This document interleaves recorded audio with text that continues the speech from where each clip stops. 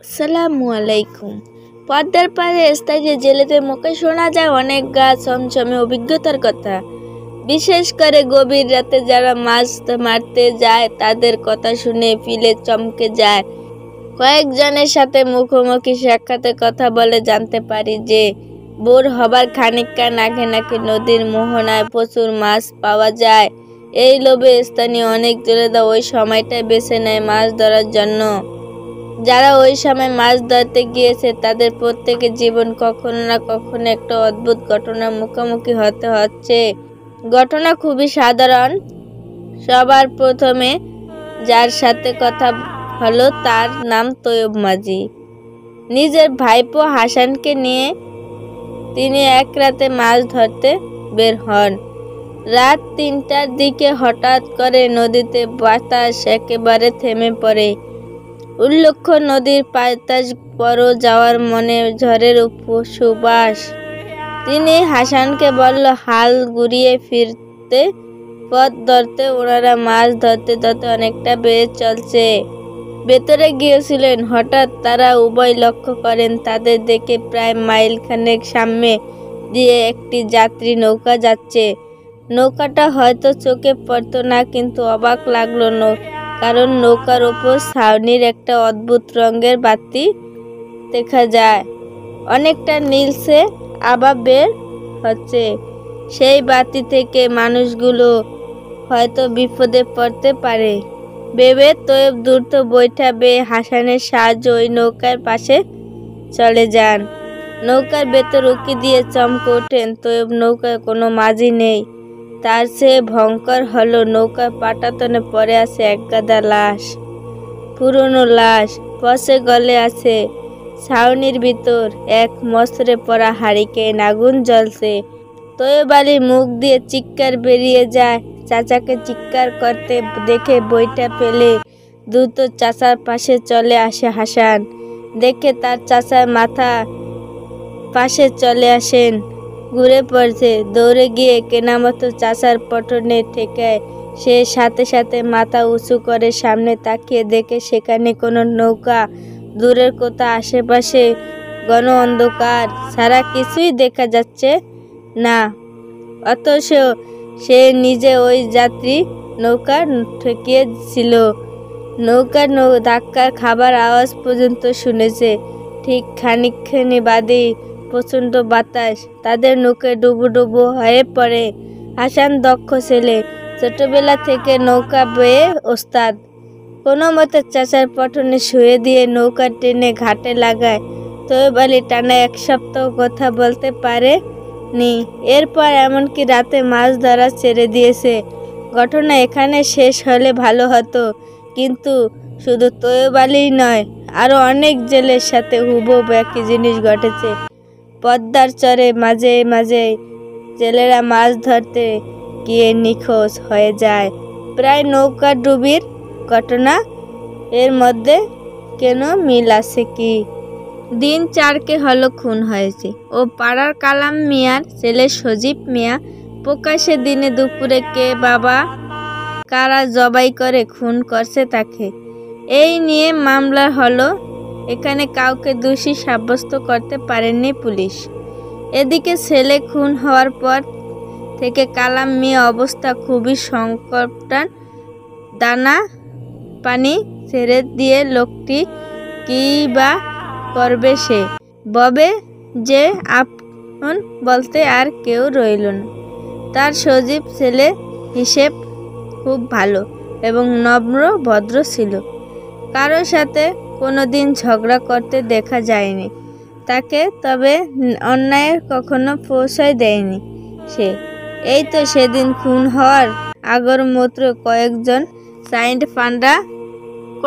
ছান্ডা পান্ডা ছেলের লালসার হাত থেকে প্রাণ বাঁচালো যতীন চন্দ্রের কলেজ পড়ুয়া মেয়েটারে। হয়তো সে জের দড়ি খুন হয়ে থাকতে পারে সে। যাকগে বাবা, ওইসব ভেবে আমার আর কাজ নেই। কোনো দিন দেখা যাবে আমাকে খুন করে ফেলে রাখা হয়েছে ওই বড় রাস্তার মোড়ে। তাই বলে কি আমরা চুপ করে বসে থাকবো? অবাক হয়ে সুরেশের কাছে জানতে চাইল ফারুক, তোরা কি করব? আগাছা উফরাতে গিয়ে নিজের ওপর যাব। না বাবা, মরণে আমি ভীষণ ভয় পাই। তার চেয়ে বরং কুলি মানুষ দুবেলা খেটে একবেলা খাবার জোগাড় করব। ওইসব ব্যাপারে মাথা ঘামিয়ে লাভ নেই। আমাদের ফারুক কিছু বলল না, তবে চেহারা দেখে মনে হলো সুরেশের কথাগুলো ঠিক মেনে নিতে পারছে না। রাজপথে বেলায় সুরেশ আর ফারুক স্টেশন থেকে বাড়ির পথে হাঁটছে। এ সময় চৌধুরীদের কলা বাগানের পথে ধরে যাওয়ার সময় হঠাৎ থমকে দাঁড়ালো তারা। বাগানের মাঝখানটায় কেমন যেন খসখসে শব্দ হচ্ছে। গাছের পাতাগুলো কেমন যেন নড়ে চড়ে উঠছে। অবস্থা পর্যবেক্ষণ করে এগিয়ে যেতে চাইল ফারুক, কিন্তু হাত ধরে আটকে দিল সুরেশ। মাথায় ইশারায় কারে বুঝালো ওখানে যাওয়া ঠিক হবে না, কারণ রাত এখন অনেক, কমসে কম 12টা হবে। তাছাড়া অমাবস্যার রাত, গুটগুটে অন্ধকার, যদি মন্দ কিছু হয়ে যায় তখন। সুরেশের কথা যুক্তি আছে, তাই আর ওদিকে না গিয়ে বাড়ির পথেই পুনরায় চলতে লাগলো তারা। কিছু দূর যাওয়ার পর দুজন মনে হলো কেউ যেন তাদের পিছু নিয়েছে। ফারুক সাহস করে এগিয়ে চলল। সুরেশের কিন্তু প্রচণ্ড ভয় হচ্ছে। মনে মনে রাম রাম জপ করা শুরু করে দিয়েছে। শরীরটা যেন ক্রমে অবশ হয়ে যাচ্ছে তার। হাঁটতে গিয়ে পায়ে পায়ে বাড়ি খেয়েও খাচ্ছে না। অবস্থা বুঝতে পেরে তাই সুরেশের কাঁধে হাত চেপে তাকে এগিয়ে নেওয়ার চেষ্টা করলো ফারুক। কিন্তু কিছু দূর যেতেই হঠাৎ মটমট শব্দ করে তাদের একেবারে পায়ের সামনে এসে পড়ল একটা ঝোপঝাড়ের জামের ডাল। তাই থমকে দাঁড়ালো তারা। কলিজাটা কেমন যেন কুঁচকে যেতে চাইল তাদের। শ্বাস প্রশ্বাস ওজন থেমে গেছে ঠেকলো। অনেক কষ্ট করে ভিতর থেকে একটা গরম হাওয়া যেন ঠেলে বের হয়ে আসলো দুজনের। এ সময় ধূপ করে নেমে পড়ল বৃষ্টি, সাথে বয়ে চলল ভীষণ ঝড়। একেবারে গাছপালা ভেঙে পড়ার মতো দশা। অবস্থা বেগতিক দেখে তাই দৌড় লাগালো তারা। হাঁপাতে হাঁপাতে এসে উঠল চেয়ারম্যান বাড়িতে। কিন্তু রাত বেশি হওয়াতে ঘুমিয়ে পড়ছে সবাই। এমন কি করবে তারা? সুরেশ জিজ্ঞেস করলো। ফারুক কিছুই না বলে তারা গড়ি দিয়ে এগিয়ে চলল কামলা বাচ্চুর ঘরের দিকে। চেয়ারম্যানের ঘাস চাকর সে, তবে ফারুকের সাথে বেশ খাতির রয়েছে। দরজার সামনে এসে এলোপাতি থাপে থাকতো কাঠের তৈরি দরজাটা, কিন্তু বাহিরে ঝড় বৃষ্টির কারণে কোনো শব্দই পৌঁছল না বাচ্চুর কানে। তার ওপর কাঁচা ঘুম। এই ঘুম কি এত সহজে ভাঙে? এভাবে কিছুক্ষণ ডাকার পর কোনো সাড়া শব্দ না পেয়ে জানালাটার কাছে গেল তারা। ধাক্কা দিতেই খট করে খুলে গেল সেটি। এবার বিদ্যুৎ চমকানির আলো স্পষ্ট দেখা গেল বাচ্চুর মুখখানি। এদিকে বৃষ্টি ভিজে ভিজে শরীর যেন একেবারে জমে গেছে। সুরেশটা খানিক কাঁপতেও শুরু করে দিয়েছে। তাই আর দেরি না করে হাতের মুঠিতে কিছু একটা পানি নিয়ে ফারুককে ছুঁড়ে মারল। বাচ্চুর দিকে পানির সাথে সাথে পরশ পেতেই আচমকা জেগে উঠল সে। উঠে বিছানার দিকে তাকালো এবং কিন্তু অন্ধকারে কিছুই দেখা যাচ্ছে না। তাই হাতের অবস্থা বুঝতে চাইল। একই আবারও বিছানায় পেশাব করে দিয়েছে সে। মনে মনে ভাবল, হারান কবর জটাকে ভালো করে টাইট দিতে হবে।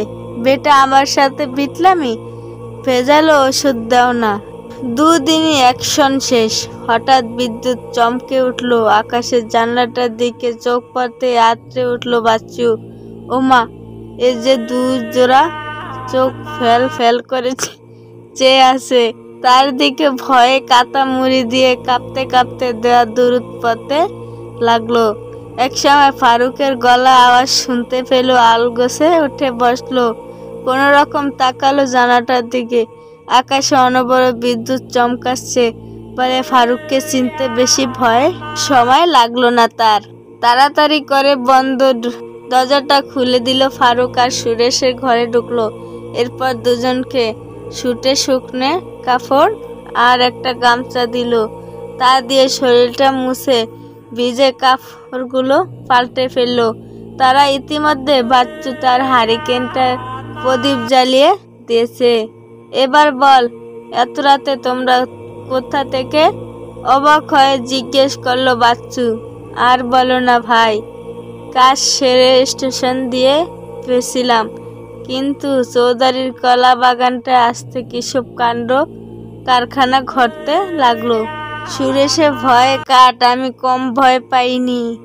এর মধ্যে বৃষ্টি আর ঝড় শুরু হলো। কোনো রকম দৌড়ে তোমার কাছে এলাম। বেশ করেছো, এখন শুয়ে পড়তে দেখি। সকাল নিবু নিবু করে শুয়ে পড়লাম। তারা বাইরে তখনও ঝড় বৃষ্টি, বিদ্যুৎ চমকানি, পাশাপাশি ক্ষণে ক্ষণে শোনা যাচ্ছে গুরুম গুরুম মেঘেদের চিৎকার। যাই হোক, ভোরের আলো ফুটতেই ফারুক আর সুরেশ বাচ্চু কাছ থেকে বিদায় নিয়ে রওনা দিল বাড়ির দিকে। চৌধুরী বাগানটার পাশ দিয়ে যাওয়ার সময় হঠাৎ মনে পড়ল গত রাতের কথা। তাই কৌতূহল বশত বাগানে ঢুকলো তারা। ঢুকে দেখলো চৌধুরী ক্ষতবিক্ষত লাশ ফেলে চমকে গেল তাদের। সুরেশ তা দেখি বিকট চিৎকার মেরে বসলো। ফারুক কোনো রকমে তার মুখ চেপে ধরে সেখান থেকে কেটে পড়লো। যত তাড়াতাড়ি সম্ভব বাড়ি ফিরে দুজনে নিম পাতার গোসল